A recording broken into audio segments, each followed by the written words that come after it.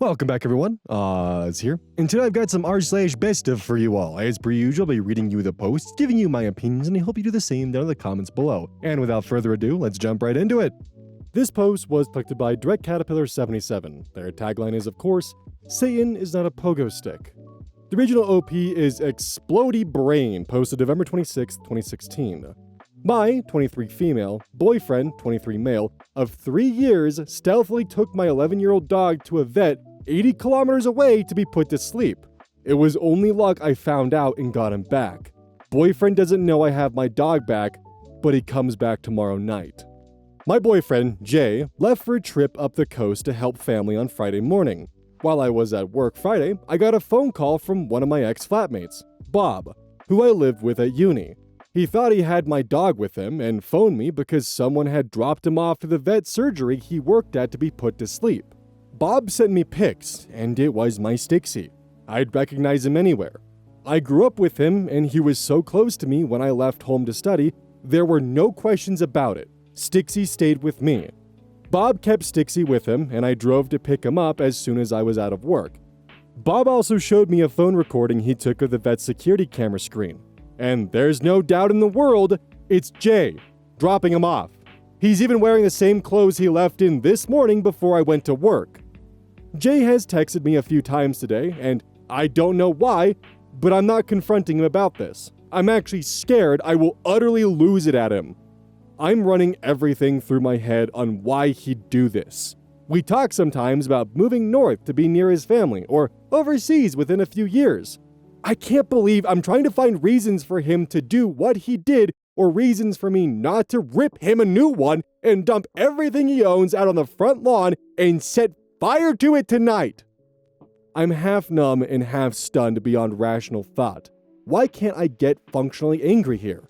He texted me this morning like he normally does when he's away. I replied like normal, though we're not big text talkers anyway. He asked me a couple of times if I was okay. Everything in the text I'm trying to read into. What the hell he thinks he's hiding. Too long didn't read, boyfriend dropped my love dog off to a vet to be put down without telling me. I'm utterly infuriated to the point I'm frozen and thinking in circles. What the hell do I do? Can I call the police? Was that illegal? I don't ever want to see him again. I have no family here. I don't know which way to even begin to turn. Boyfriend doesn't arrive back until about 7 tomorrow night.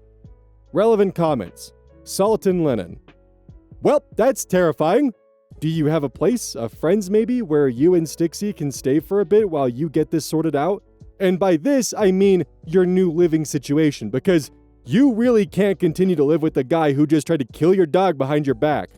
OP responds, thanks for your comment. I do. At least 2 coworkers would be okay with me contacting them. I want people around me when he comes back.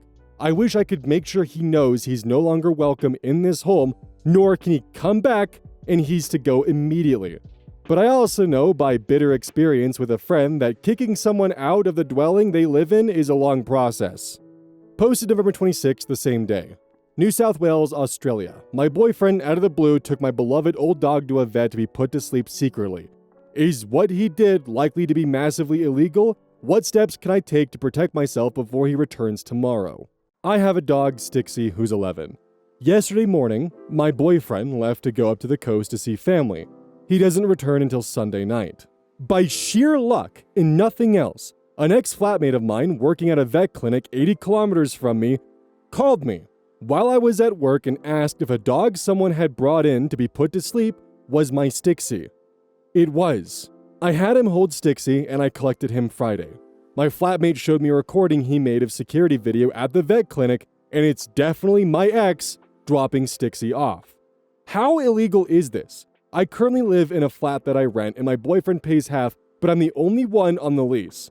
I want him out ASAP. Or I want to be out of this situation as soon as possible. What options do I not have? A friend of mine once tried to have a violent ex removed and it took months. I want to be out of this immediately.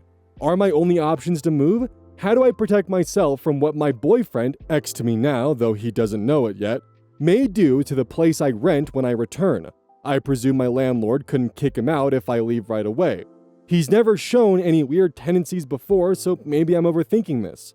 My boyfriend doesn't know I know what he did, nor that I have Stixie back. Sorry for the scattergun of questions. I'm scatterbrained at the moment, and he only returns in 20 hours or so, and I don't ever want to see so much as a hair on his head again. Relevant comments. Deleted user. Not legal advice. Keep your dog somewhere else. If he has access to him, who knows what else will happen. User I am Mostef comments. Second. Can you afford to board him or have a trusted family member watch him until this douchebag is gone? And I would call that vet to report what he did if your friend hasn't. It might not help you now, but they should be aware. User comments. And then ask where the dog is and see how much he's going to lie about it. OP added in the comments the first post. Just got off the phone with my workmate. She's offered to come here overnight and she'll be here soon. We'll figure out what to do in the morning. I really appreciate all your posting. It only took reading a few to take myself out of this stupid stalled state of mind and move into action. It's after midnight here. I'm going to crash hard tonight.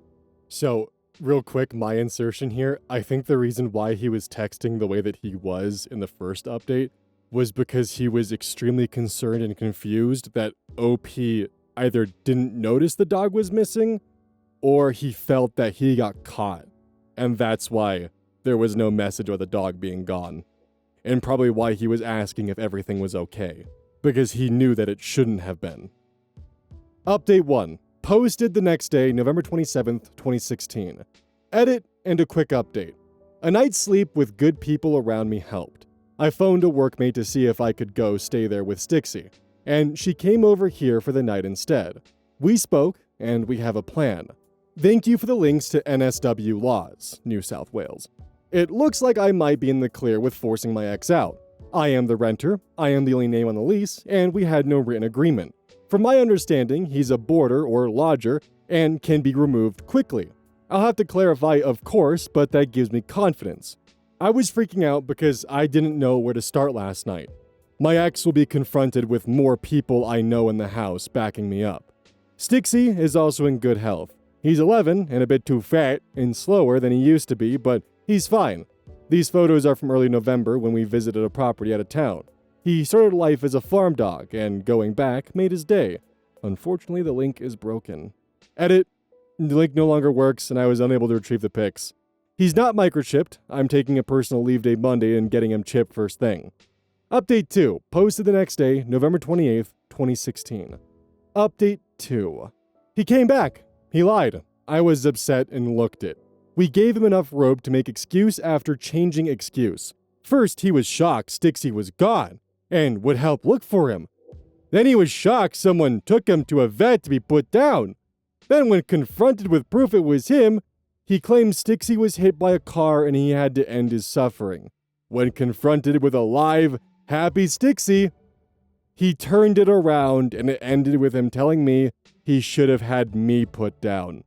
My coworker and her partner and I told him he was not welcome in the house anymore and that they were moving in with me. And everyone in the house, and the neighbor we both get on well with, who saw him return on Friday to take Stixie, now knows what kind of person he was.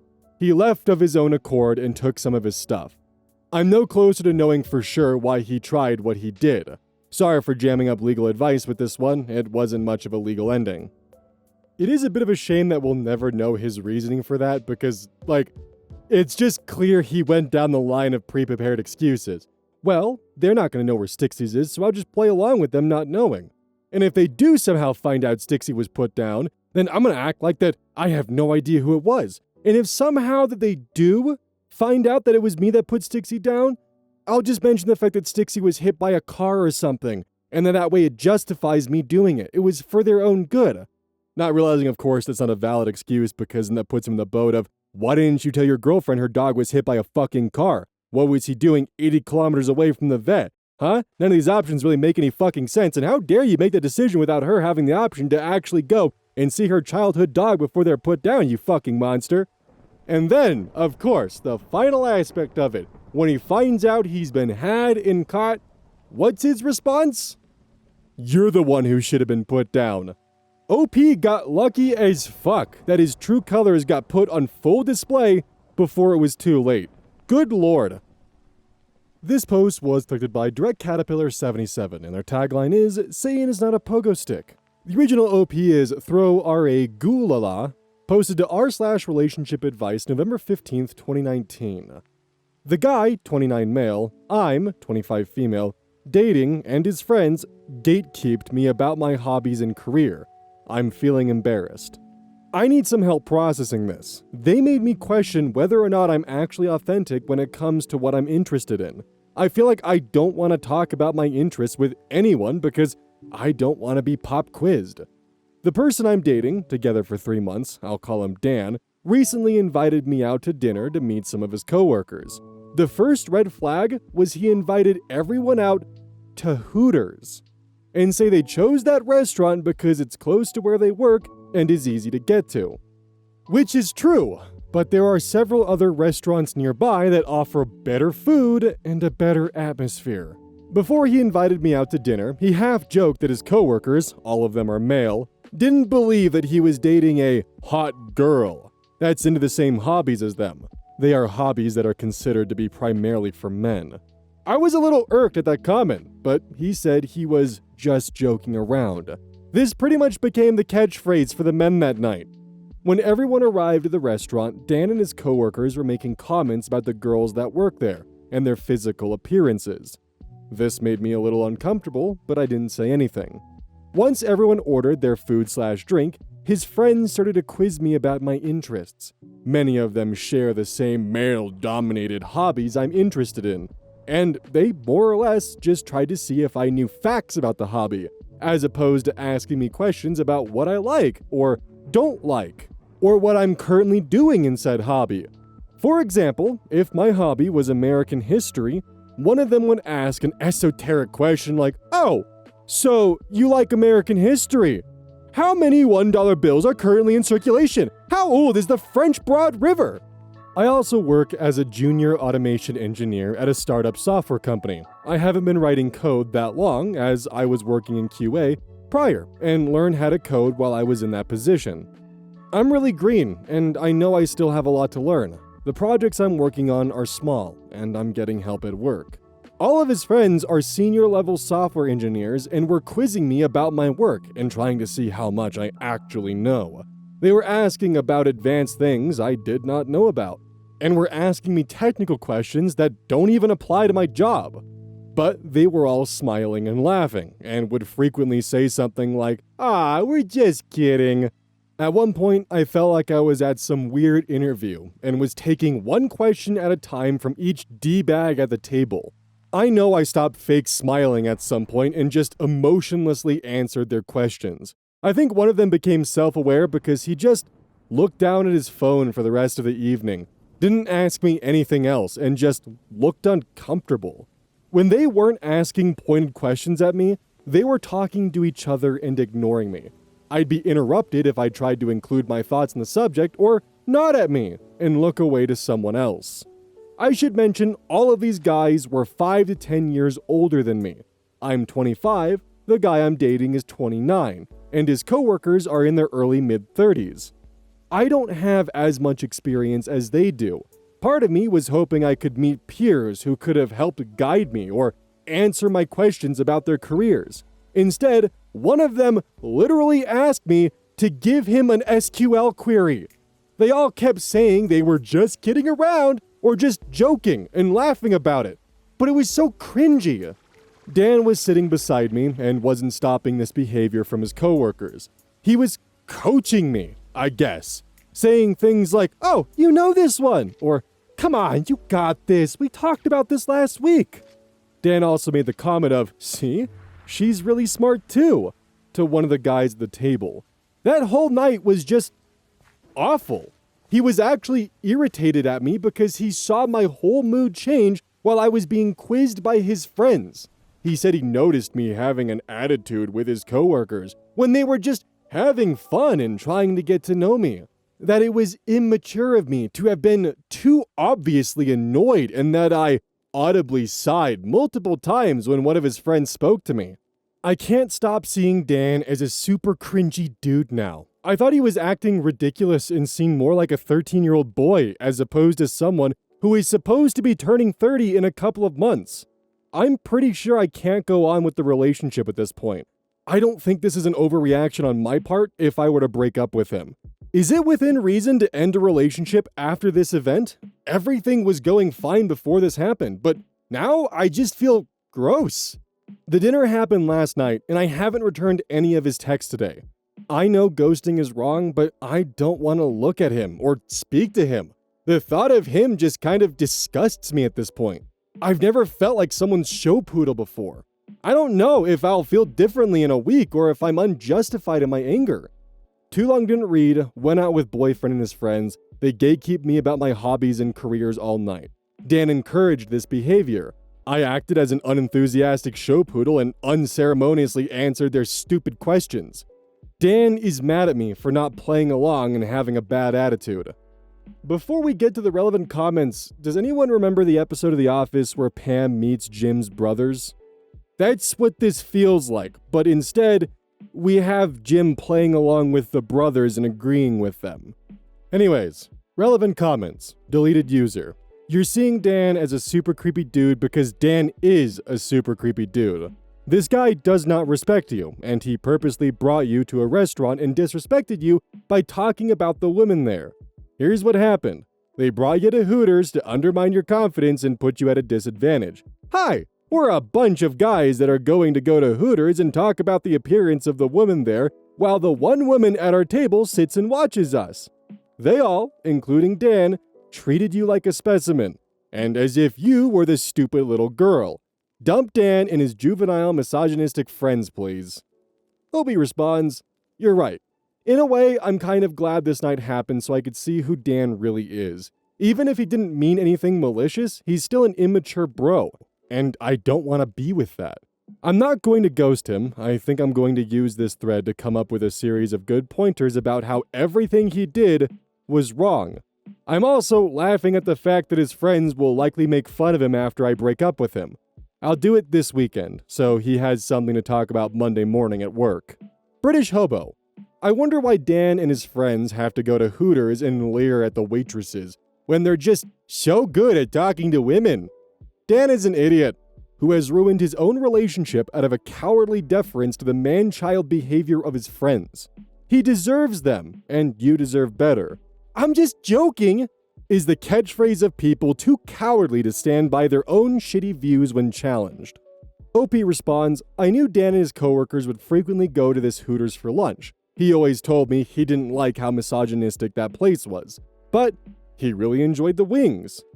Cue eye roll. But the way they were all talking about the waitresses and even how they thought some of the waitresses were too old to be working there really bothered me. Kevin R13. One of my exes was a software programmer, and she had more in common with my software friends than she did with their girlfriends and wives, so at parties, she hung out with us guys. None of us made her feel uncomfortable about work stuff. Your boyfriend and his friends are not a good group of people to become involved with. Opie responds, it surprised me how shitty these guys were because everyone at my current job, male, female, junior, senior, manager, whatever, is cool as fuck. They're all helpful and super humble. The more senior people have no problem holding your hand and teaching you without making you feel like a dumbass. We all have to start somewhere. When someone guessed the hobby was Magic the Gathering, OP responds, it was actually several hobbies and interests that Dan would brag about to these guys. D&D, video games, and oddly enough, the fact that I enjoyed expensive scotch. Update, November 19th, 2019, 4 days later. Wow, I triggered a lot of fragile men in my first post. To those of you who were triggered, all I have to say is, LOL. The actual update is a little further down, if that is all you wanted to see. I got a lot of private messages and DMs. Many of them were angry messages from men. I guess they were too cowardly to post a public comment on my post because they knew they would be downvoted to oblivion. To those of you who were nice, I'm sorry I couldn't respond to each of you.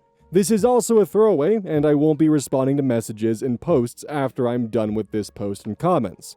Also, I read the most downvoted comments on my post. That stuff was some of the most painfully cringy material I think I've ever seen on these relationship posts. It was like some weird mix of T_D, ooh, that's a throwback, brain cells in conspiracy subreddits coming together to post some weird-ass sexist bullshit. Just for context, that's The Donald, a subreddit that was banned in 2019. Same thing for brain cells, a infamous incel subreddit from way, way back. There were people describing themselves as a female, which is a dead giveaway that it's actually an incel pretending to be a woman. I find this to be incredibly hilarious. Anyway, thank you for sharing your stories, but I'm sorry so many of you had to go through something similar as this at one point in your life. This isn't the first time I've been gatekept either. Just the most blatant. I wanted to add that I know how real men act around each other. I have a brother, and I've been around his friends plenty of times. Yes, they rib each other and new members of the group. They joke around. But they've never just asked trivia questions as their only means of communication. They've never been bullies or highly judgmental or straight up boring like the group I met last week. I've been around groups of men before and have it not feel like a shitty interview. What the group did to me last week was not a friendly thing to do to anyone, even if it were another man entering the group for the first time. Time for the update.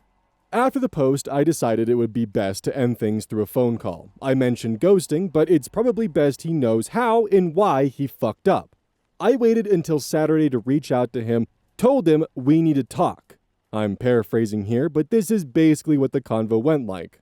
Dan, this is about the dinner, isn't it? Me, yeah, it is. Dan, and? Me, I don't think I've ever felt so unwelcome in a group before. It felt like a shitty interview. All they did was test my knowledge. No one tried to get to know me. And when actual conversation was going on, I was ignored or interrupted if I tried to talk. Dan, I don't feel it was anything like that. Me, okay, so how often do you guys sit around just asking questions like, quick, what is the SQL query if you want to delete 2 rows from 2 different tables? Dan, I don't know. Me, no really, do you quiz your friends randomly like that at work or out and about? Dan, no, not really.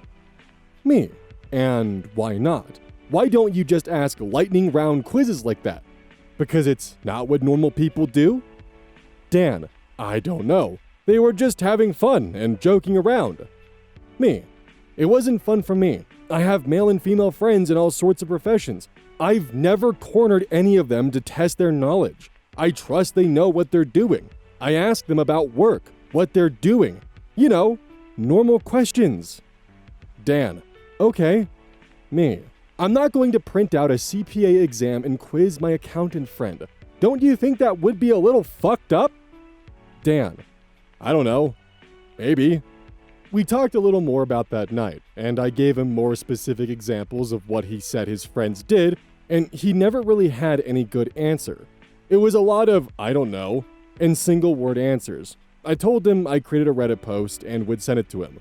He was a little pissed off that I did that. Felt like I had no right to do so. At the end of the conversation, he asked if we're done. I told him, yeah, that I can't see a future with him, that I saw a different side of him that night, and I don't want to be someone's prize poodle on display for the world to see. He didn't really say anything after that and just hung up the phone. I sent him the URL for my first post. He texted me throughout the weekend, but I didn't respond. He read the post that I sent him and wasn't happy with it, and said he couldn't believe so many people were on my side and were hating on him. He sent a few more angry texts after that, like he couldn't believe that we were breaking up over something so stupid. He did send a few rounds of I'm sorries and let's try to work through this, but when I didn't respond, he just went back to angry texting me.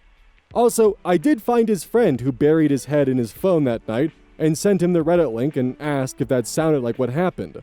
Dan's friend said he knew what his friends were doing were wrong and felt bad for me. He apologized for not stepping in and assumed that Dan would eventually speak up for me on my behalf. He also apologized for joining them in the beginning and wished me luck in my career. Too long didn't read, tried explaining how that night was weird, uncomfortable, and fucked up. He didn't see my point of view, didn't learn any lessons from it. I broke it off. He's been sending me angry texts. I haven't responded. Edit, I know my first post was gilded and some of my comments too. Instead of giving money to Reddit or giving me gold I can't use on this account, Please donate to this organization. Winter is approaching and there are a lot of kids that don't have coats. And then they posted a link to operationwarm.org. Hopefully in my sleep-deprived state I'll remember to pin a comment, but just in case, that's www.operationwarm.org. According to Charity Tracker, they have a rating of 94, which is very good. Relevant comments. Deleted user. He did send a few rounds of "I'm sorries" and "let's try to work through this," but when I didn't respond, he just went back to angry texting me. Ugh. Sorry about the nice guy confirmation, but at least you tried to get him to think about it. And at least one member of that group is capable of introspection.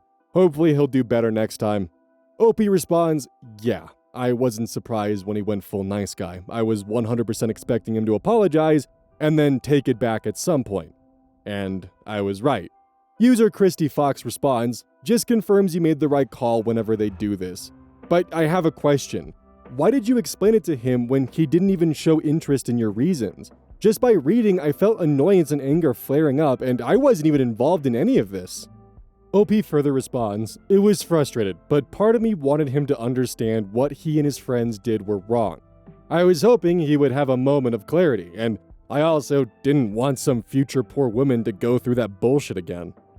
See, ever since 2015, I never understood the quote-unquote gamer girl mentality of where like incels would be like, oh, they're just pretending to be into video games so they can get with us.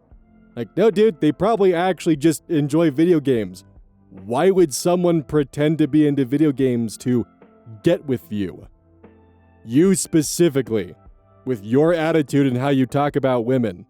And also, even if she was pretending to be interested in video games to get with you, that's just a form of flattery and you should just enjoy the fact that you have someone who's interested in you.